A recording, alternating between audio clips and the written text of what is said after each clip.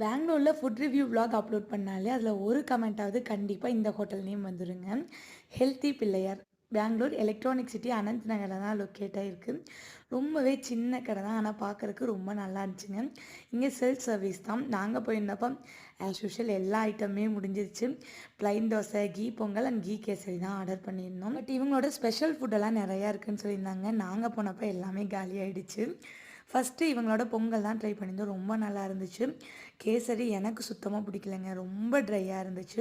சட்னி, சாம்பார் நம்ம தமிழ்நாடு ஸ்டைல் நல்ல காரசாரமா, வாய்க்கு ருசியா, டேஸ்ட்டா இருந்துச்சு.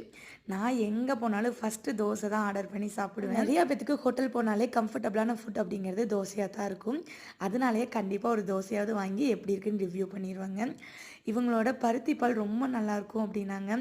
பட் எனக்கு ஏதோ பாயாசம் குடிக்கிற மாரி ஃபீல் ஆச்சு. பயங்கர இனிப்பு. அந்த சுக்கு மிளகோட வாசம் சுத்தமாவே இல்லங்க.